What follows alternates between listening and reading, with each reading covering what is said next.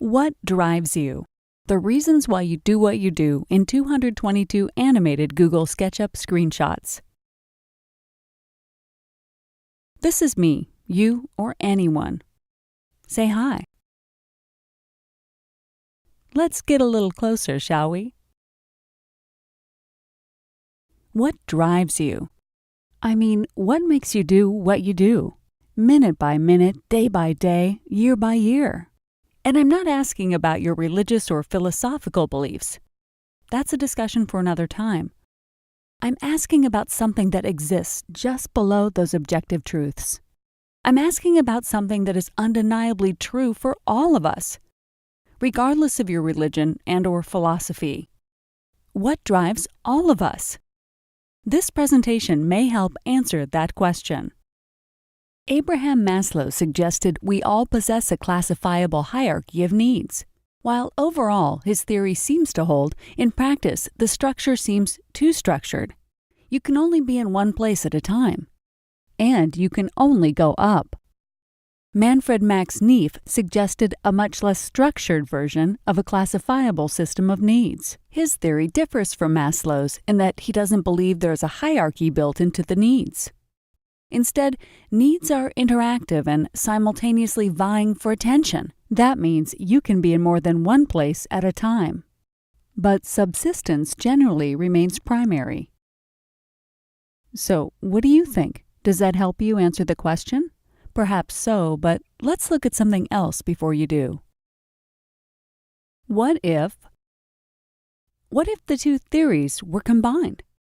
There's Maslow's pyramid, there's Max-Neef's nebulous clouds, and go. That's no spaceship, but climb up there anyway and get a feel for things. What you're looking at is a new theory on human needs. Let's go ahead and break this monstrosity down. Imperative needs spurn all other needs. They all seek to avoid some sort of pain in the natural needs, which will be explained next. The form of pain differs dependent upon the domain in which we experience life, but we all experience life in a physical, emotional, mental, and spiritual manner.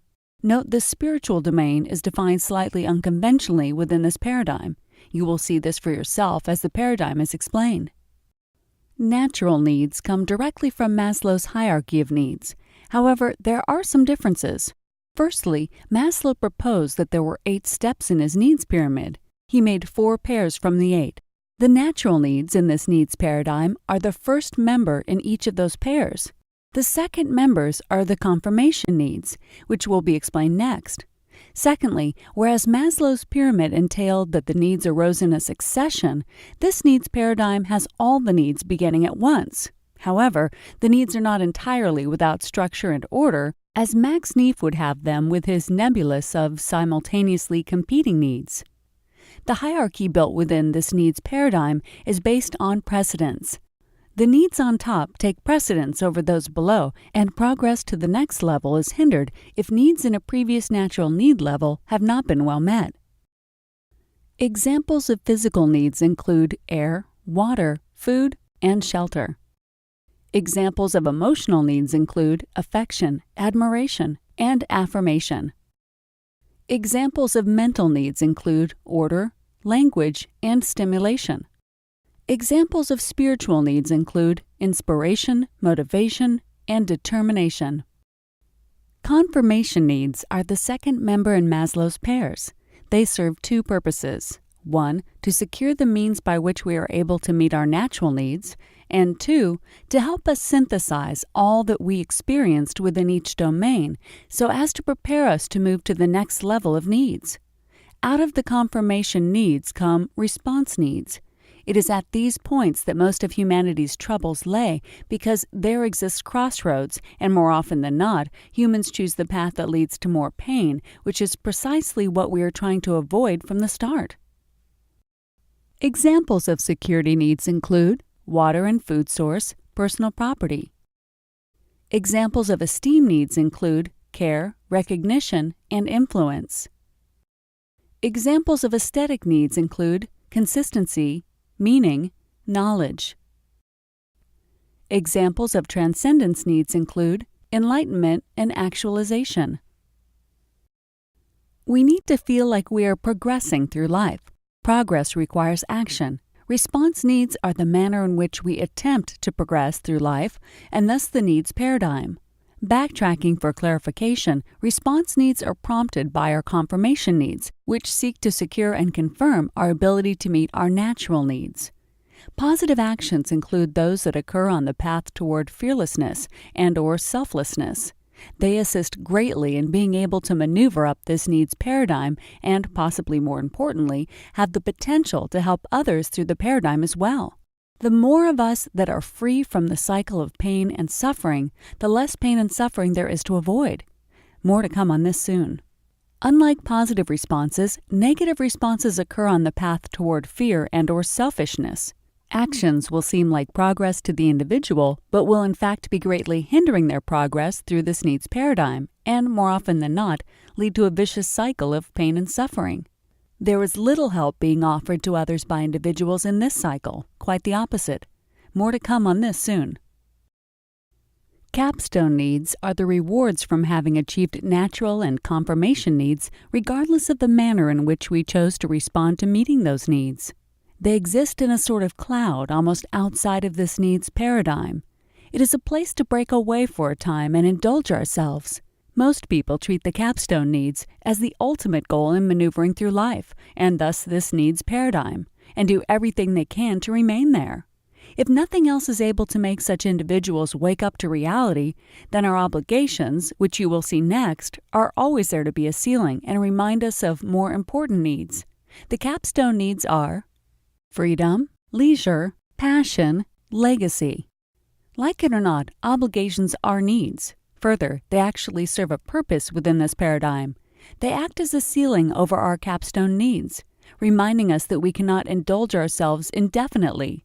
Obligations include, but are not limited to, household obligations, work obligations, civics obligations, mentoring obligations.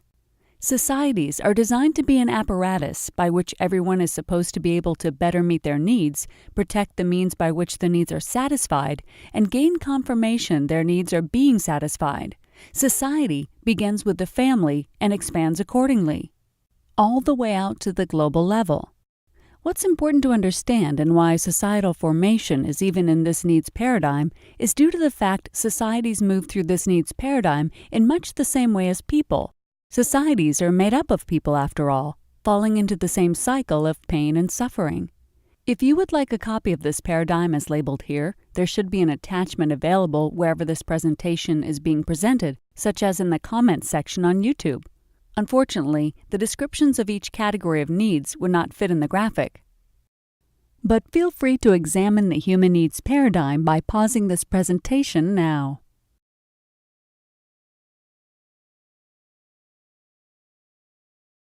Okay, that's the human needs paradigm. So what's the human response matrix all about? Well, follow me and I'll show you. Oh, you're already there. We've established that life is painful.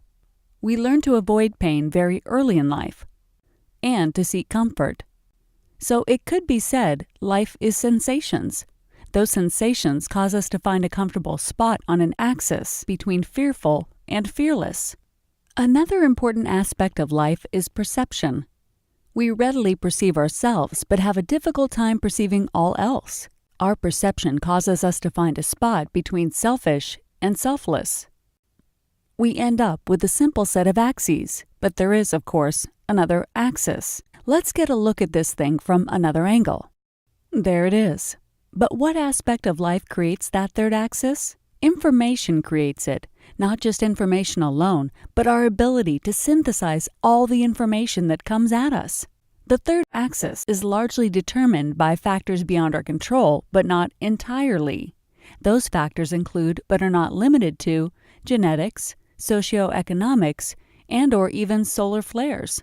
The variety of information that comes at us is vast. It is not enough to merely understand correctly what the information entails. It is vital we also possess the ability and willingness to apply it to the various situations in which we find ourselves, from perceiving a friend's emotional state to recognizing inner hubris. Likewise, What is important on the axis is our ability to establish truth for ourselves and abide by that truth. It can also concern how close we come to objective truth, but again, we'll not open that can of worms. With these axes in place, the matrix begins to naturally form. Let's clear this up to make it easier to see. The human response matrix is made up of 8 cubes. We'll examine each one next. But first, it should be noted up front, the chosen viewing angle of this matrix was intentional, as you'll soon notice. It should also be noted that the very center of the matrix is the point of average for all of the axes. The childish cube. Childish because it is the cube created by the traits fearful, selfish, and incapable. Individuals in this cube are just as its name describes. It is the cube closest to us in this view because it is the cube in which we are all born and out of which we too often do not climb. The exemplary cube. Exemplary because it is the cube created by the traits fearless, selfless, and capable. Individuals in this cube are pillars among us. It is the cube farthest away in this view because it is so rarely occupied. The strengthened cube. Strengthened because it is a mixture of the traits fearless, selfish, and capable. Individuals in this cube are looking out for themselves and doing so very well, at least so it would appear. The important thing that separates them from individuals in other cubes is that their actions are not out of fear. The weakened cube. Weakened because it is a mixture of the traits fearful, selfless, and incapable. Individuals in this cube are dealing with some heavy issues, very likely causing them to act out of fear, but they are not taking it out on others. The cautious cube. Cautious because it is a mixture of the traits fearful, selfless, and capable. Individuals in this cube are best known for their healthy pessimism and are willing to let others benefit from it. The admirable cube. Admirable because it is a mixture of the traits fearless, selfless, and incapable. Individuals in this cube are best known for their optimism and sometimes ignorant blissfulness. The deplorable cube. Deplorable because it is a mixture of the traits fearful, selfish, and capable. Individuals in this cube are fully aware of that which provokes their actions and the consequences of those actions, but are blinded by self-preservation too much to care. The world's worst characters reside in this cube. The reckless cube. Reckless because it is a mixture of the traits fearless, selfish, and incapable. Individuals in this cube are oblivious to the pain and suffering their actions bring on others and themselves. An extreme YOLO mentality could epitomize individuals in this cube. Revealing the realm. Each pair of axes creates a natural area of likelihood wherein responses would reside. For instance, as you can see here, if someone is incapable at synthesizing information, they are more likely to be fearful. We'll find this area for each pair next. If someone is capable at synthesizing information, they are more likely to be fearless. If someone is fearful, they are less likely to be capable. If someone is fearless, they are less likely to be incapable. This is the resulting area for the entire X and Y axes pairs. If someone is fearful, they are more likely to be selfish. If someone is fearless, they are more likely to be selfless. If someone is selfless, they are less likely to be fearful.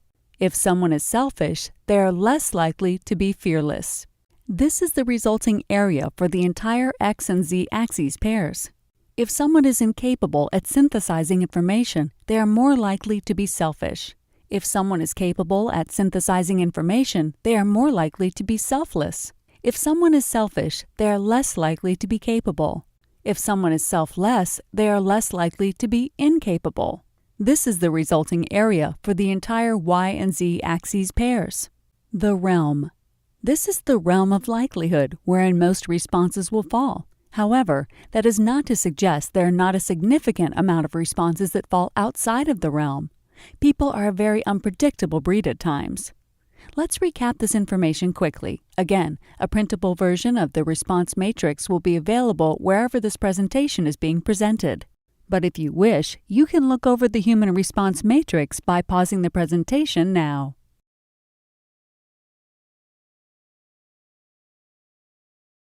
Let's bring this back down so you can see it at its proper angle. While the previous angle made it easier to read, this angle is how it truly exists. Now, let's revisit the needs paradigm and see how these two theories relate. Since negative responses are going to reside in the cubes that are created by the portions of the axes that represent the traits fearful, selfish, and incapable, individuals choosing such responses are typically not simply carrying out preemptive protection measures. They are also typically, because of fear, performing preemptive striking measures. Such responses cause a vicious cycle of always working backwards through the needs paradigm as one consistently reinforces their personal security measures at each natural need level. As others see the increased security measures, they too feel threatened and enact their own measures. Again, the measures will very often manifest as preemptive strikes against each other. Bottom line, negative responses focus on avoiding pain and suffering by protecting self alone and are often erroneously seen as the only alternative. Positive responses are the alternative. Since such responses are going to reside in the cubes that are created by the portions of the axes that represent the traits fearless, selfless, and capable, individuals choosing such responses are concerned with others and all else before self. This can, of course, be a balancing act at times. Self is not typically completely disregarded. The point is that actions are not the result of fear for one's security. The responses are not acted out in total ignorance of the pain and/or suffering in life, but in full awareness of them, especially the fact that the source of most of the pain and/or suffering is others, who likewise endured pain and suffering at the hands of others. Such responses break the vicious cycle of negative responses, which most people are accustomed to. Bottom line, positive responses focus on transcending the shackles of life. Pain and suffering are a narrowed perception, and seek the same for everyone. So, what drives you?